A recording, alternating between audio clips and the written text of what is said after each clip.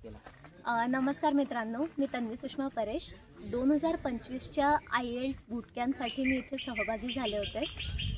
एकलव्य हे एक असं फाउंडेशन आहे किंवा ते असं एक स्टेज आपल्याला देतं ज्यामध्ये अंडर प्रिव्हिलेज जे स्टुडंट आहेत, जे ग्रामीण भागातून येतात, ज्यांना फारशा सोयीसुविधा नाही आहेत, शिक्षणाच्या संधींची माहिती नाही आहे, अशा सगळ्यांना ते मेनस्ट्रीममध्ये आणण्याचं आणि त्यांना अपलिफ्ट करण्याचं काम करत असतात.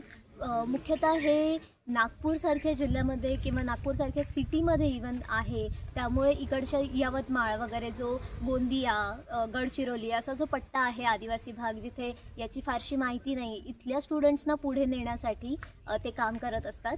मी जेव्हा सहभागी झाली IELTSच्या बूटकॅम्पमध्ये तर मला बऱ्यापैकी माहिती मिळाली. इकडचे मेंटर्स, इकडचा स्टाफ खूप जास्त सपोर्टिव्ह आहे. तुम्हाला तुमच्या ध्येयापर्यंत पोहोचण्यासाठी ते निश्चितच मदत करत असतात. दुसरी गोष्ट म्हणजे इकडचा जो कॅम्पस आहे तो अगदी छान आहे. झाडं आहेत, निसर्गाच्या सानिध्यात तुम्ही राहतात, इथे राहण्याची व्यवस्थित सोय आहे. आणि इकडे कॉलेजच्या मुलींनासुद्धा जर राहण्यासाठी काही प्रॉब्लेम असेल तर त्यांना इथे ठेवलं जातं आणि त्यांना लायब्ररीचा ॲक्सेस आहे. त्यांना नवनवीन गोष्टी शिकण्यासाठी, इथे स्पोर्ट्ससाठी वाव आहे. तर मला वाटतं की आपण या सगळ्याचा निश्चितच लाभ घ्यायला हवा. दुसरी गोष्ट म्हणजे एकलव्याची अशी की ते केवळ तुम्हाला शिक्षणाच्या संधींपर्यंत पोहोचवत नाही, ते तुम्हाला एक समृद्ध माणूस कसा घडेल, वैचारिक दृष्टिकोन ते देत असतात. तर मला वाटतं की ही खूप महत्त्वाची बाब आहे.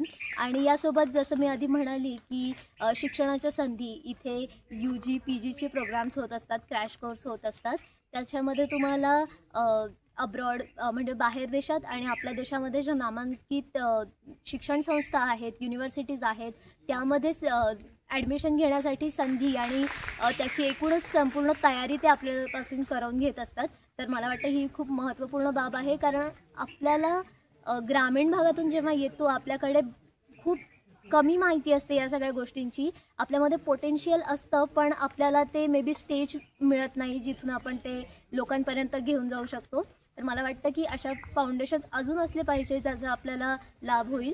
आणि हो, म्हणजे मी म्हणेन की इकडे स्टुडंट किंवा मेंटी म्हणून आल्यानंतर ते इकडचं व्हॉलेंटिअरिंग आणि आपण त्यात लीड करण्याचा प्रयत्न करावा, जेणेकरून इकडचा अजून स्टाफ मोठा होईल आणि हे जे फाउंडेशन आहे ते पसरत जाईल. केवळ महाराष्ट्रापुरतं सीमित न ठेवता आपण याला देशापर्यंत घेऊन जाऊ शकतो, इतर राज्यांमध्ये प्रसारित करू शकतो. तर मला वाटतं की आपण सगळ्यांनीच याच्यात सहभागी व्हा आणि येस, आपली जी जर्नी आहे ती पुढे अशीच न्या. धन्यवाद.